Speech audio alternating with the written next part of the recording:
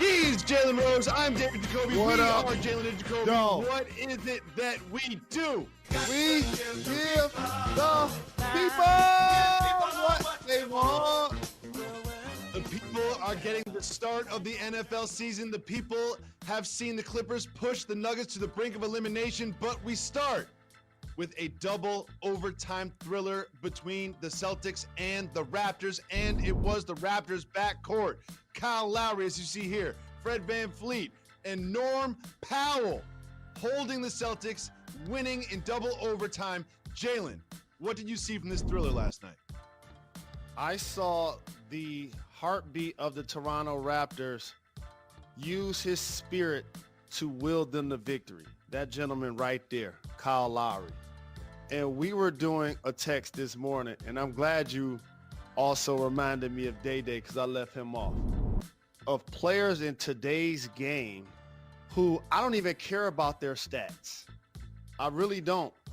But they help create a culture of winning that is so paramount to their team's success. Lowry, Marcus Smart, Jimmy Butler, the Chris Paul, like irritants, guys that are willing to kind of throw their body around. Like at the end of the game, when Marcus Smart was guarding the inbound, did you not know that he was gonna fall? Did you not know he was gonna because they're trying to win every possession. They're trying to win each time. And I love that about Kyle Lowry. And he was also clutch. The threes, the jumper from the right elbow. He willed this team to victory. And shout to Fred VanVleet and Norman Powell, as you mentioned, making clutch plays on both ends.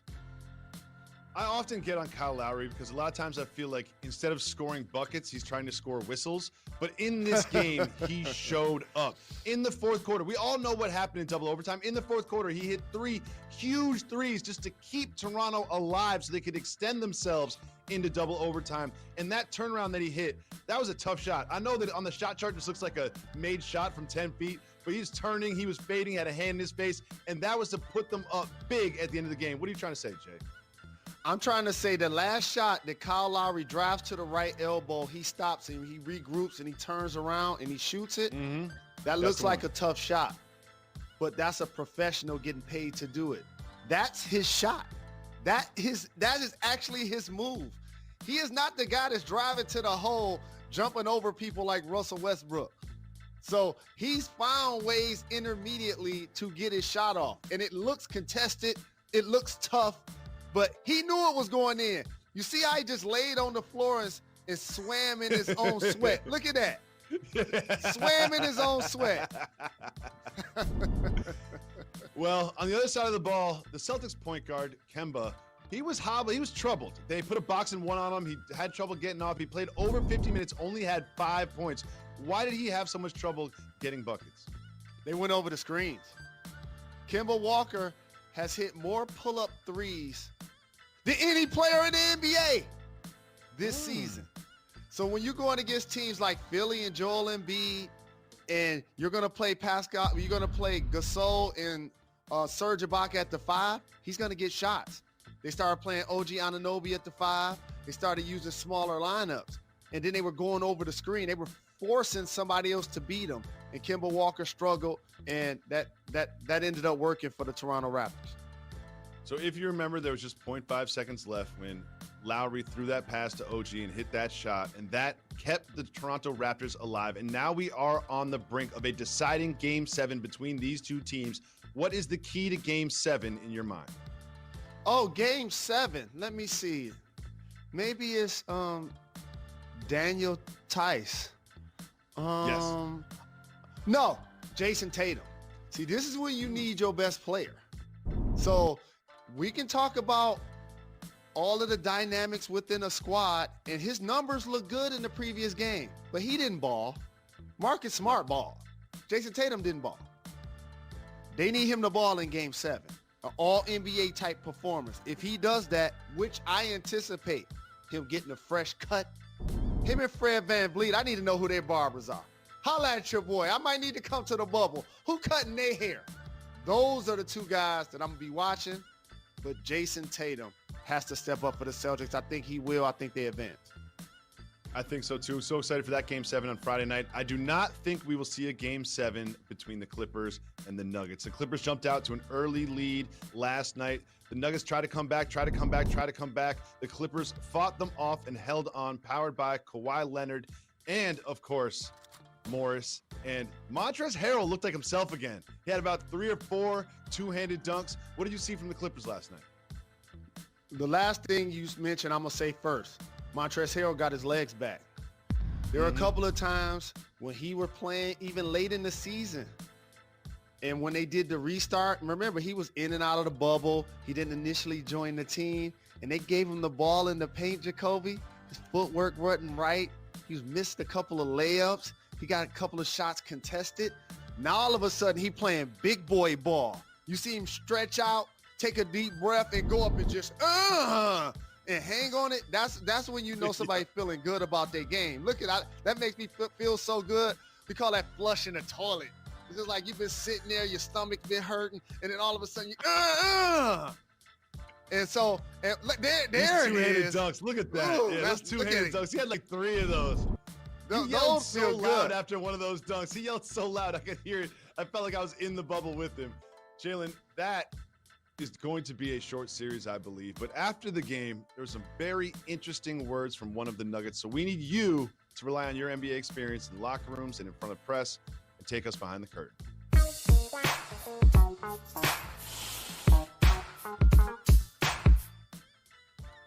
Michael Porter Jr. is a rookie in the NBA effectively. And after the game, he had this to say when he was asked about the play calls in the fourth quarter.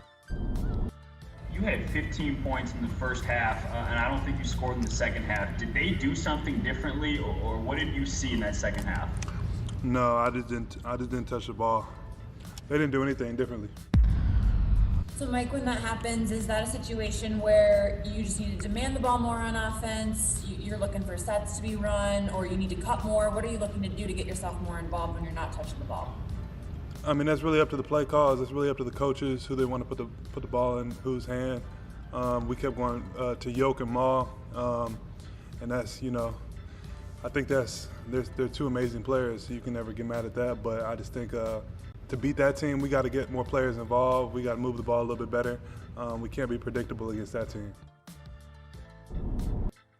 Jalen, whether he has a point or not, from a strategic standpoint, what do you think about him sort of openly criticizing the coaches in the postgame, in the playoffs as a rookie? Take us behind the curtain. 2 words, rookie mistake. This the biggest stage in basketball, Jacoby. And take it from somebody that's actually been a member of the Denver Nuggets and played in playoff games. You don't air dirty laundry. Growing up, there were times where my mom used to always say, whatever goes on in this house, stay in this house. That's how you're supposed to approach situations like that.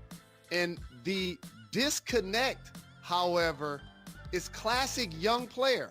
And by the way, there is no person in the national media that has been on the Michael Porter Jr. bandwagon from the day he got drafted than me. In the Denver Nuggets. No person, not one. However, this is going to be in the learning experience to help propel his career because he is going to be a superstar in the league. I'm saying that to this microphone. He's going to be a superstar. But as a young player, he's speaking like one. And I'm going to tell you what he said to let me know the disconnect. He mentioned play calls. Dog, you play with an all-NBA center that initiates offense like nobody else in the league. You play with Jamal Murray in the previous series. Correct. Who put up numbers like Michael Jordan had not put up in the playoffs. They gonna have the ball. So whoever asked him the question about running the floor, about cutting, about getting his offense that way, that's what he should be thinking. But it's classic young player thing. I need the ball. I need coach to give me the ball and everybody move out the way and let me eat. There was a play earlier in the year. Go ahead, tell me. I just love the fact that he's sitting there being like, we would have beat the Clippers in this series if only I got the ball more. I just love the fact that when he goes to sleep at night, he's like, man, we would have waxed him if I just got more touches in the fourth quarter. And I love that confidence. He knows how to not say it in the microphone. I talk to you so much about having irrational confidence. It's spilled into the microphone during a playoff game. Mm-hmm. And it's fine for a young player. But here's the one thing I want to point out. He should repair his relationship with his head coach. You know why? He going to be there. He's going to be And there. Michael Wow. Porter Jr. should also be there. I think they'll figure out a way to iron this out. He's been in and out of the starting lineup. I think they'll iron this out in the future, and Denver has a chance to have a budding big three. Jalen, it's been so much fun watching the basketball from the bubble, but do you know what happens? Do you know what happens tonight at 8:20 Eastern? We get NFL football. We get the Super Bowl champion Chiefs, led by Patrick Mahomes with a new deal, against the Houston Texans, led by Deshaun Watson with a new deal. Jalen, the Chiefs are absolutely loaded, stocked up. Everyone got new deals. Can they repeat as Super Bowl champions, something that hasn't happened since about 2005? Can they? Yes. But I'm taking the field. Taking the field, dog. Because the one weakness they had that I felt like would stop them from winning it last year, they even addressed that with your guy. And I know you want to talk about him, so their run game is going to be money. But the reason why I'm taking the field is I don't see NFL teams repeat the win in the Super Bowl very often. Doesn't happen. It could be injuries. It could be a bad game. And what happens when teams win the championship? And I reminded myself of this watching Last Dance. When somebody win the championship, the media and fans rehash that game and that season and those series like they just blew everybody out. Like, there were times that KC could have lost now. There were times. Absolutely. They came from behind. They came from behind a lot. Yeah. Right. They were People down act a lot. They were just undefeated last year and won every game by 21. That's not like how that it went. ain't happening. That's not how it went. Patrick Jalen, Mahomes is outstanding. So is Kelsey. So is Hill. They're going to be amazing to watch. But if I had to pick who's going to win the Super Bowl, I'm taking the field. Quickly, let's talk about the other side of the ball. Deshaun Watson has a brand new deal, and with that comes expectations. What are realistic expectations for Deshaun Watson and the Texans quickly? Win a playoff game. As long as you got him under center and people in front of him that can block, that's what I expect from what he is, an elite quarterback. I believe that he has what it takes. And I am not a fan of Bill O'Brien's personnel moves. We've had the Cheetah on this show. We've had DeAndre Hopkins on this show. I would never believe the same summer that somebody trades DeAndre Hopkins that they can re-sign Deshaun Watson. I would have never conceived that happening in the same offseason. Something else you will not believe is the team that's reportedly making a run at Giannis Antetokounmpo. I will tell you what team that is right after this. Stay tuned. You're watching Jalen Jacoby.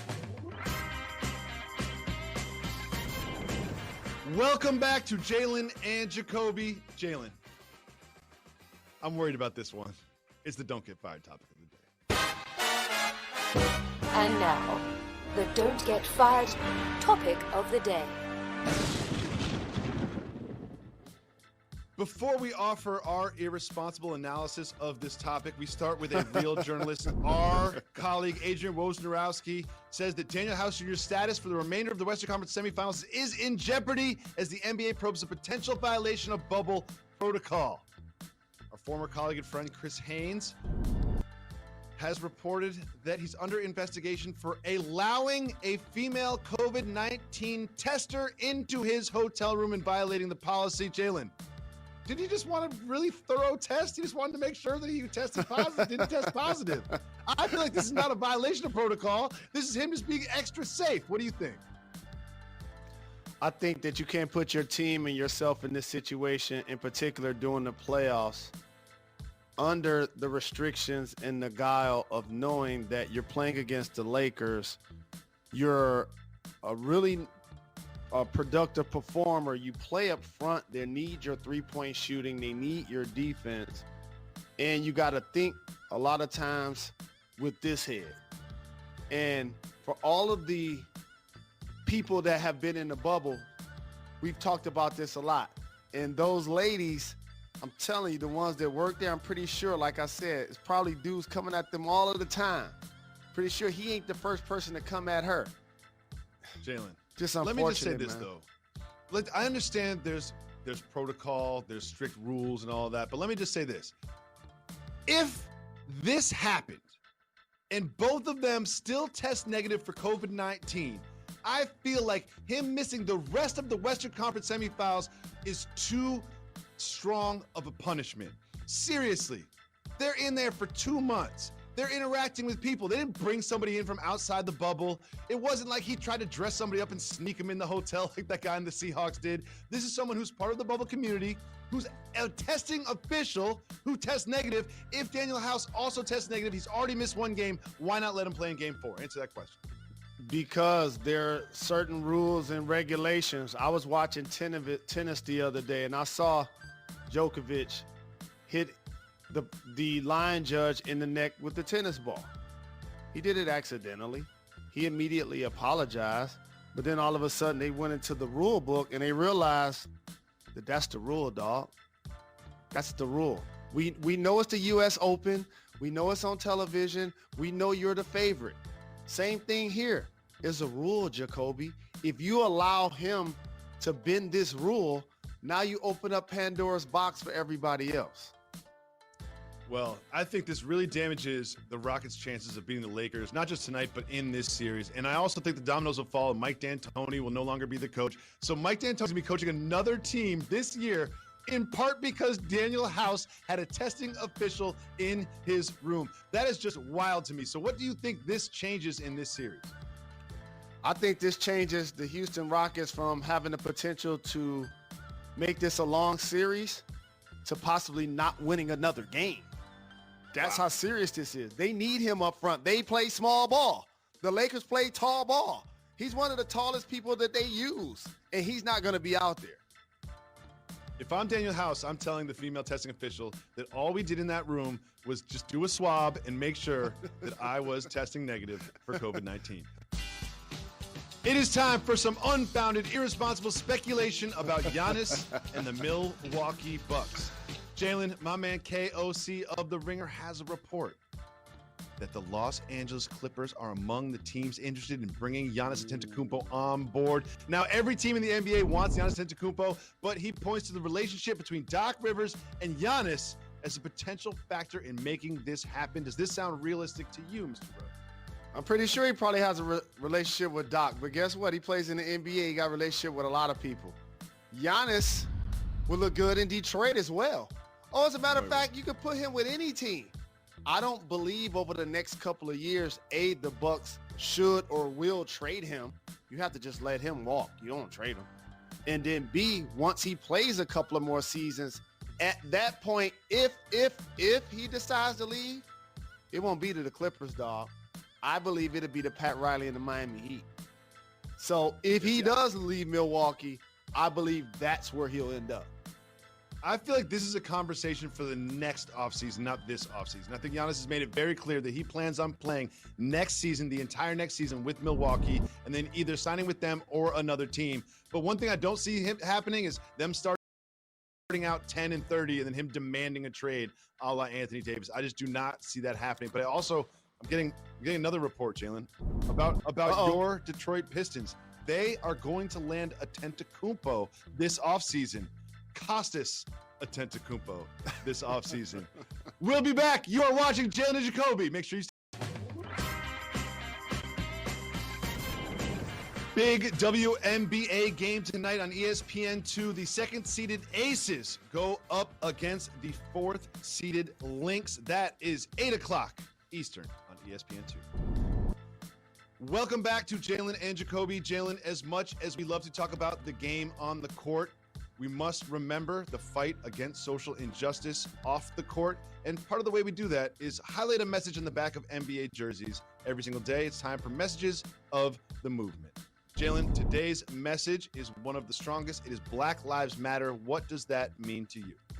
I'm proud of the NBA for embracing its players and allowing them to express themselves at work, because there's a lot of pain happening right now amongst black and brown people with our treatment in the United States of America. And so many times it seems like our bodies aren't valuable, whether it's the prison system, whether it's brutality and murders by the police. And the term Black Lives Matter doesn't suggest that all lives don't matter. I assume that that would be obvious. It basically means that it seems like regardless of what continues to happen to black people in this country, and we continue to allow the masses to acknowledge and hear our pain, it seems like it falls on deaf ears. Today's message of the movement, Black Lives Matter. Jalen, tonight is one of the biggest nights in sports all year. We have the WNBA, the NBA, MLB, MLS, NHL playoffs, and the first NFL game tonight. I'm not going to see my family for 1 second. I'll be watching it all, and you can watch us tomorrow at 2 o'clock on ESPN.